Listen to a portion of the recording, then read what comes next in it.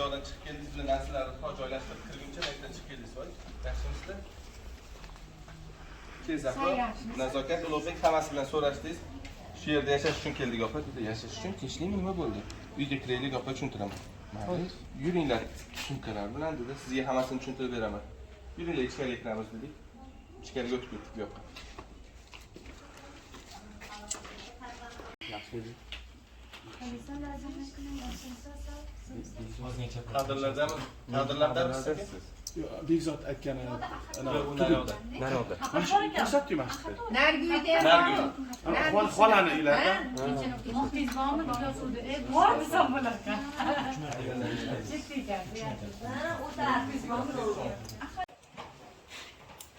Tushini ham biladimi? Почти средний, да, bu?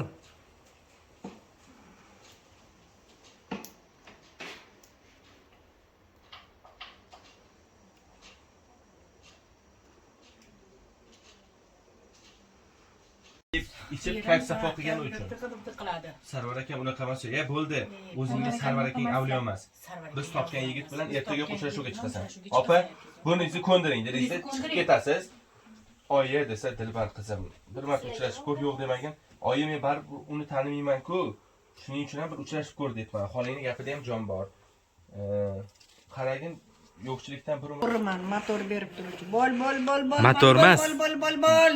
Qisqa gazmi? Gaz ber. Gaz. bizning gaz.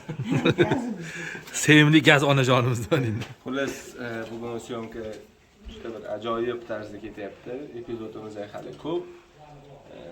Biza plotni cho'tki obed qilib oldik. Bizga tashkilotchilarimizga rahmat. Tashkilotchi. Umid aka ham ko'rmanglar uni yutibdi. Tak. Qarach, o'zinglarni ehtiyot qilinglar, bizani kuzatishda davom etinglar. Hali zo'rlari oldinda. Dalobarni taklifini, ta'rifini keltirdim. Boburjon bugunoq ko'rishaman dedi. Aytgancha. Chitga jarayon. Dalobarning o'zi qayerda? Dono opa, bekor ovora bo'lyapsiz-da. Mo'minam gapir. Voy, nimaga ovora bo'lar ekanman? Haligi aytdim-ku, qizim turmushga chiqishni xohlamayapti hozircha. Boburjon bilan ko'rishsa xohlab qoladi.